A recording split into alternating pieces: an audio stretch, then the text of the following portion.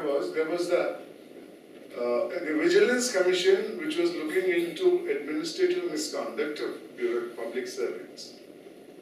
Now, public servants, there seems to be some difference of opinion here in regard to who should be a public servant.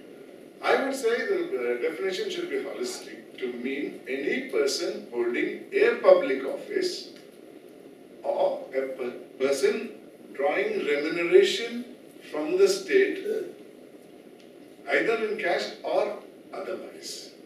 Any type of remuneration. That should be the definition of a public person. There are many people who are politicians who hold public office, but they don't draw remuneration. They'll do it. Because they don't come under the definition of the public servant. They don't want to draw remuneration because that remuneration is of nothing, no use. Therefore, to bring them, they must hold public office. Now, everybody can define what a public office is. And draws remuneration or any other, say in the form of cash or others, That's my understanding of the public this. Then, as I told you, in Karnataka there was a Vigilance Commission, then headed by a judge of the High Court. Then they had an anti-corruption body, which is purely a police institution. That institution is to do the anti-corruption work, not the regular police. They were part of regular police, but then they were under a different directorate. They had their office in the office of the Lokayukta, but Lokayukta had no control over them. They did their work independently. Then when the Karnataka Lokayukta Act was drafted and enacted, both Vigilance Commission and the anti-corruption wing of the police was merged together to be in the Lokayukta of Karnataka. Now they are called the Lokayukta Police.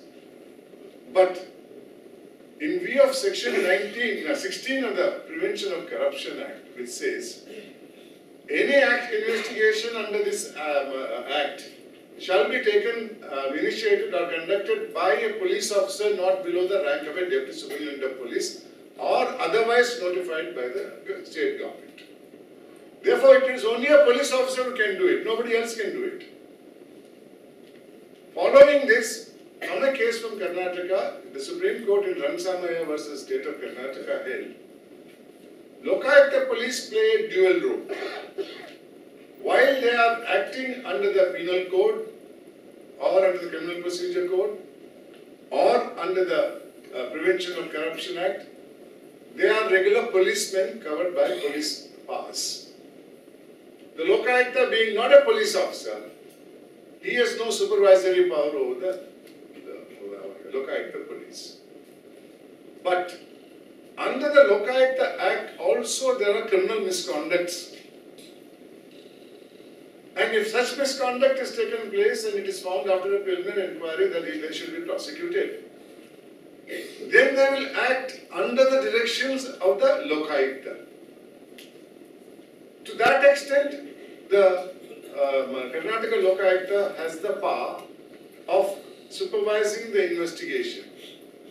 Here itself I may point out, unlike that has been pointed both in the Law Commission recommendation as well as the 2003 state bill, or the bill,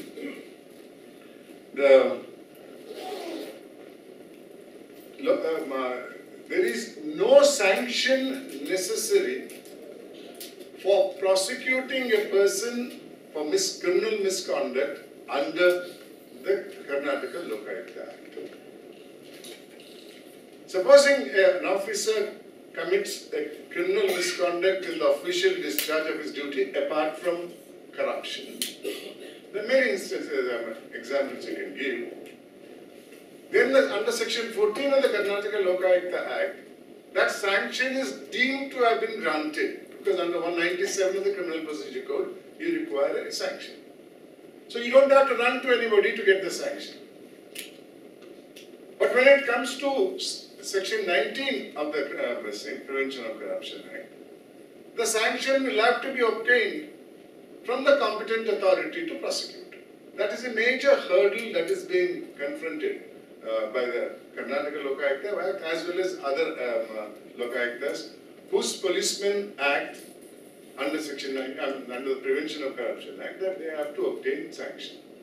I can tell you with my experience, which is now over, it would take minimum 3 to 4 years if at all sanction is granted. And in many cases, sanction is refused on the ground. This witness is not reliable. This evidence is not sufficient.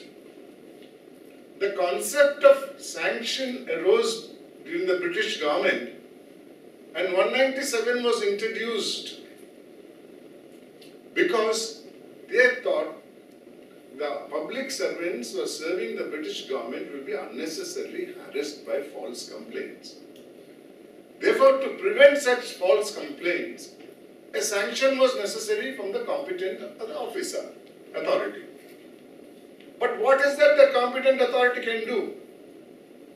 It's only to see whether the action which is complained of as being an offence, was it discharged in the official discharge of his duty or not? That's all they can see.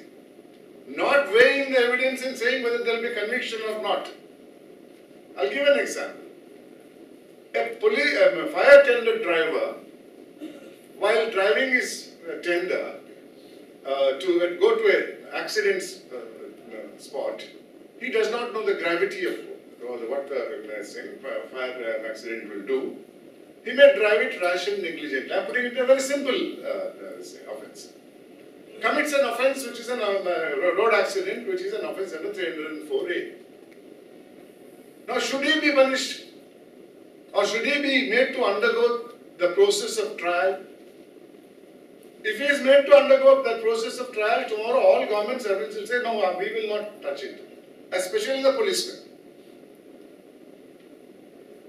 But the very same fire tender driver, after going to the spot of accident, while returning back to his shed, drives it in the same manner as if he's got a James Bond's license to kill anybody and everybody at any point of time, then the sanctioning authority will say this is not a discharge of the official duties.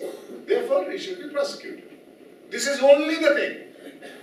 But I can assure you the sanctioning authority today sits in judgment, asks for the entire investigation file and sees which witness has spoken what. Then he'll say, write a judgment, a meaning judgment. This evidence is not enough for prosecution. That is not the intent at all of 197 nor of 19. Supreme Court in 4 cases pertaining to 4 chief ministers of the state, Prakash Singh Badal, the Rajendra Singh Bhattal, Karunakaran, Lalu Yadav, has specifically stated that the Prevention of Corruption Act enumerates only 2 offences.